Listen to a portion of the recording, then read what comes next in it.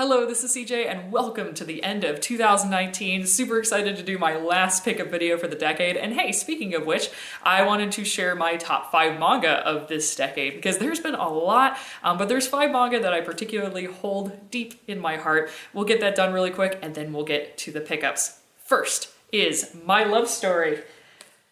This stuff good. Behold it. Now, I'm pretty infamous for being basically the only female manga YouTuber who doesn't like JoJo stuff. This, however, is the good stuff. Let me tell you, approved by Oda, the author of One Piece, this is a fantastic romance from the perspective of this big burly dude, and the relationship in this is absolutely adorable. Then we have One Punch Man. I put this at my number 4 because of the amazing art. It's got a great story and it is very, very silly. And I feel like it deserves a spot, if only just because it keeps surprising you as a reader, even though, you know, basically every single fight's gonna end in one punch.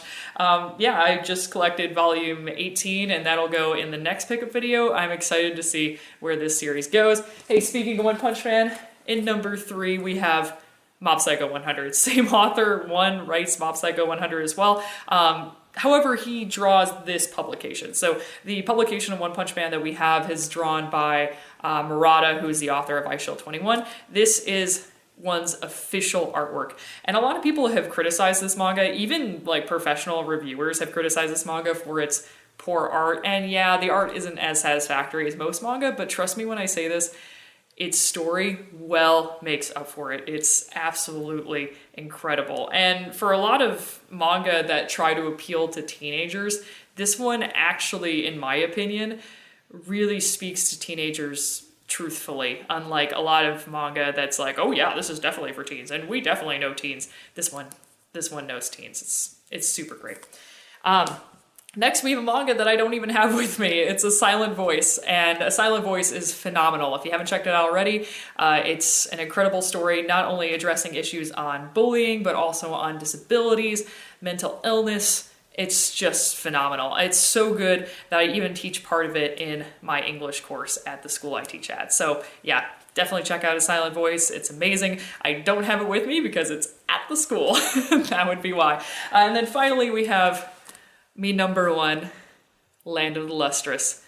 I have sung so many praises to this series on this channel, it might as well be a meme. This manga is phenomenal, and it really gets you to think in ways that are unconventional. So it's all about the paradox of Theseus' ship. As you travel through life, you first begin as this brand new person, and then things happen to you. You have victories and you have losses. You gain things and you lose things. In this series, the character literally loses pieces of herself, but you also figuratively lose pieces of yourself. And at the end of your life's journey, are you the same person as when you began? That's what this series asks, and holy crap, it is so good at what it does. And the art's really creative and phenomenal as well. So definitely check out Land of the Lustrous. But that being said, let's go ahead and get to the pickups. Behold the beautiful mangoes. The mangoes of November and December 2019. Yes, these end of the decade mangoes. They're so beautiful. Now, before I get started though, just a brief apology to the people who were on the screen right here. These were people who recommended volumes last time, so basically I tell you guys like, hey, leave your recommendations in the comments, and I go there and I buy those volumes that you recommended. Unfortunately, this time around, I really didn't have the money to buy those recommendations. Like, what you're seeing here, this is mostly gifts. Like, it was a really, really tough past 2 months for me, so my apologies. Those volumes are going to be featured in the next video. Thank you so much for your patience. Let's go ahead and get started. First with Blank Canvas, My So-Called Artist Journey by Akiko Higashimura. And I've talked about this series before. This is by the same author as Princess Jellyfish. This is an autobiography. What I really appreciate about this series is her brutal honesty. I mean, it's hard, especially her relationship with her sensei or her teacher. Like, no holds barred, just honest. And I love this series for that reason. Now, I don't know what happens after this volume. I'm purposefully not looking up her history in order to understand what happened, but I'm pretty sure the sensei's dead. Pretty sure he passed away, just for the tone of what the series is going for. And man, that just That makes this series hit so much more hard. So yeah, would really recommend Blank Canvas. I have a student in particular who adores this series. This is perfectly acceptable reading for teenagers. It does feature drinking and smoking, but not in excess, just features them as regular adult activities. Yeah, it's awesome. Give it a try. Next, we have volumes 6 and 7 of A Bride Story, and these babies are expensive. Oh my gosh, they're $17 retail value. That is ridiculous. What I really, though, appreciate is that on Amazon.com, sometimes they go for really cheap use, and so I just wait for that. I buy them then, and it's awesome. In fact, actually, I just featured this volume on my Twitter. Basically, I showed how you can take a library book and make it look super new and clean, and that's what I did for this volume. It's really, really, really pretty. The art's gorgeous. Kaoru Mori is a celebrated mangaka, and I know that she also wrote Emma, which I've been really looking into as well. This volume was pretty interesting in that Kaoru Mori at the end of the volume was like, hey, there's a certain aspect about this volume that I didn't really know much about because we don't have much recorded history about it, so kind of had to take a guess, and I was like, I wonder what other things this person had to take a guess on. So really, that's a very minor complaint, though. This is a fantastic tale, and yeah, I wish there was more series like this. I love historical fiction. Oh, it's so cool. Next, we have volumes 2, 3, 4, and 5 of Demon Slayer, and these were a Christmas gift from my dear father. Thank you so much. Seriously, this is awesome. I have students who are up-and-coming fans of Demon Slayer, and I've been getting questions about Demon Slayer, like, hey, do you got it on your comic shelf? No, I only got volume 1, kiddo, sorry, and I really, really, really appreciate this, because although I do spend a lot of money on manga, I can't just buy manga willy-nilly, especially for series where, like Demon Slayer, I've actually read all of these volumes on the Shonen Jump app, which I pay like $2 a month for. It's really affordable, but I just, it's tough for me to buy volumes that I know may go unread on my classroom shelf, so this was something I really, really appreciated. Thank you so much, Dad. Demon Slayer is awesome. It's a big up-and-coming shonen. Kids love it. Zenitsu and Inosuke in particular are really fantastic characters. I also like the main character's kindness. That's something I really appreciate. In series like Naruto, like it's like, oh, Naruto is kind and he loves everyone and her. But like, it seems like the main character actually like, I don't know, proves it in just the way that he acts with people. Like, he's not crude, he's not crass, you never see him doing things that are inappropriate or rude. I mean, he's just kind. And do you need every single main character of a shonen to be kind? Absolutely not. But I liked that the main character actually demonstrates his kindness. Like, the author isn't just telling us he's kind, we see this kindness acted out through the manga. It's kind of funny that I'm talking about kindness in a manga that is very, very violent. Be careful of Demon Slayer, it can get intense. Next up, hey, speaking of intense, JoJo, delicious. Part 4, Diamond is Unbreakable, Volume 3. Very good stuff. I love this volume in particular because it features my favorite JoJo, Joseph Joestar. Poor guy only really appears in this volume and then is kind of just standing on the sidelines for the rest of the series. Oh well. It also features the introduction of my favorite Part 4 character, Rohan. What a lad. Oh, I love Rohan. He is such a lad. And he's a villain in this volume. Next volume, we're going to see the conclusion of that arc. And then, oh my gosh, Rohan just is... He's basically an author insert, from what I understand. Like, Hirohiko Araki basically made Rohan so that he could put himself in his own manga. And I don't know, man. If Rohan's a self-insert, I love self-inserts now. It's great. Next up, we have My Hero Academia, Volume 22, and as you can see here, a little bookmark left over by a student. I'm sure the student will want to keep reading after winter break, so we'll just keep that there. And this one is a little controversial, in that a certain character unlocks a new ability, and a lot of people are kind of mad about that. Personally, I'm not sure where I stand on the issue. I kind of want to see where the series goes from here. All in all, though, really fun volume. I really like Class B. I want more Class B. Class B's fun, especially their president. He's just absolutely hysterical. I love pompous characters. Next up, we have Nicola traveling around the demon's world, and, oofaruni. So I bought this manga just because it looked cute. It was reasonably priced. I was like, hey, maybe my students would like this one. And yeah, it's awesome. Nicole is a very sweet character. Her friend Simon, as they travel through this monster world, they really have a great time. It's a really fun series. Problem is the title. Like, I've recommended this to one or two colleagues, and they're like, The Demon's World?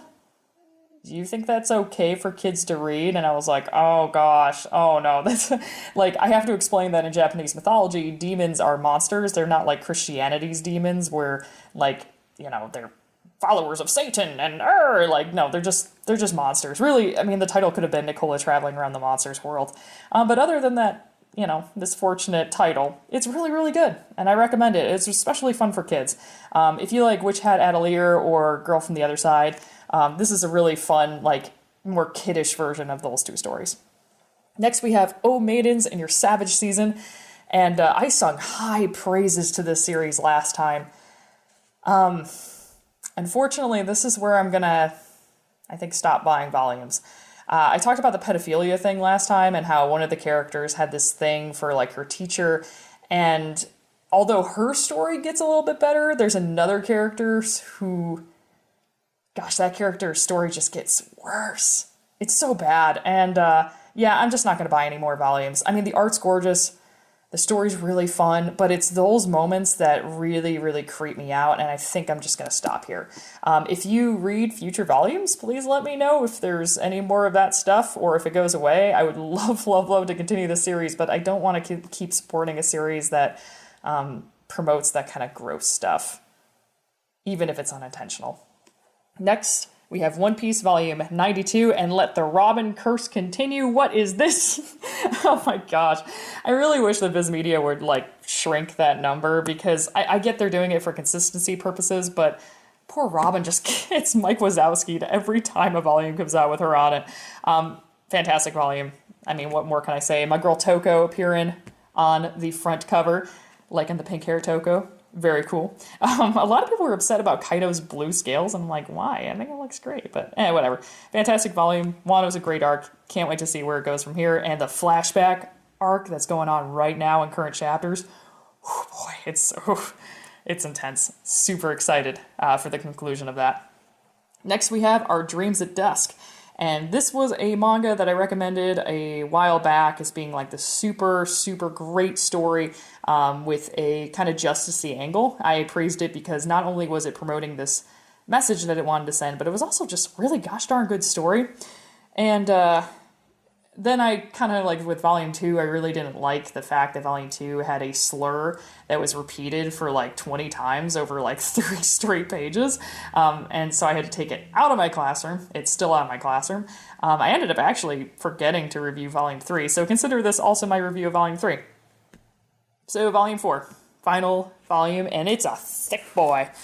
Look at that. That's very thick. That's my finger. Yeah, it ends on a pretty good part, but it seems a bit rushed. A character whose arc was kind of left up in the air at the second volume, their arc just super concludes in this volume. The character's just reintroduced, and they're like, I guess we'll solve your arc now, and the character's like, okay.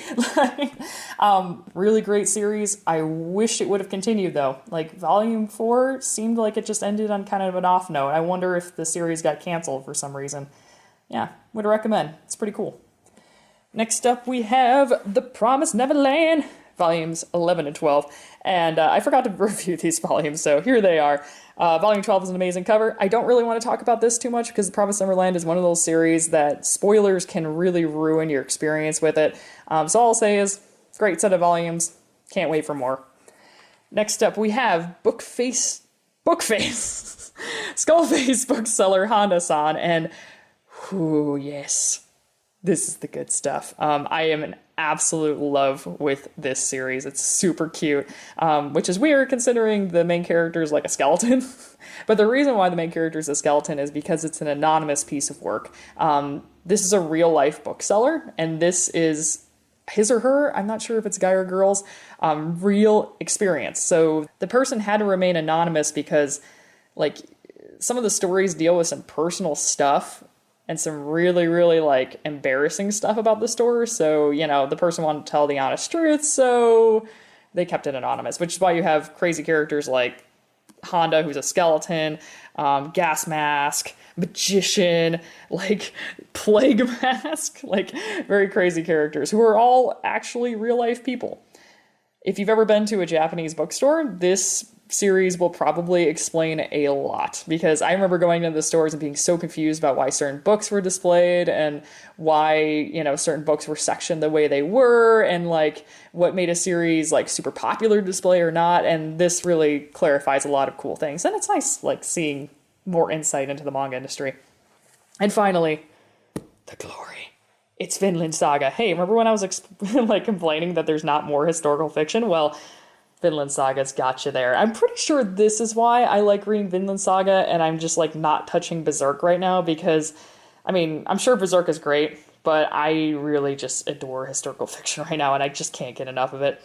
So Vinland Saga is awesome. This volume kicks serious butt. I was shocked by some of the twists in it, and I'm not going to explain what those twists were. Volume 5, we enter Farmland, which I've heard a lot of people don't like Volume 5, and a lot of people drop Vinland Saga around this time, which, if you're one of those people, you are a gosh darn coward. No, I'm kidding. But I really liked Volume 5. I like Farm Times. And Farm Times continues into Volume 6, despite the very violent and aggressive cover. It's still Farm Times. What I appreciate a lot about Vinland Saga is that it features real Christians, not like the anime idea of a Christian, like a cutesy high school girl dressed up as a nun with like big boobs. That's no, please no, gosh no. Like they feature real Christians who are actually persecuted by Vikings during these times. Like, it's super cool, and I really super appreciate it. And yeah, Vinland Saga is just a really fun story as it is. From what I understand, there are real historical people in these volumes, but obviously these characters have been exaggerated. Hey, speaking of which, the best character in the series is Thorkel. Like, Thorkel is amazing. The only problem with volumes 5 and 6 is that there's no Thorkel. I mean, disgusting. Where is my handsome, lovely boy? I need him more. I need him to just be present in the background of scenes, just throwing random people wherever he pleases. So, yeah, Vinland Saga is awesome. If you don't know it already, now you do, and go read it. Thank you so much for watching this video as always. It's been a wonderful few years here on YouTube, and I look forward to doing more videos. Let me know what you've picked up in the comments below, and I'll do my best to actually pick up those manga volumes in the month of February. Hopefully not March. We aim for February. But until next time, this is CJ signing off, and have a happy new year. And decade. Decade too.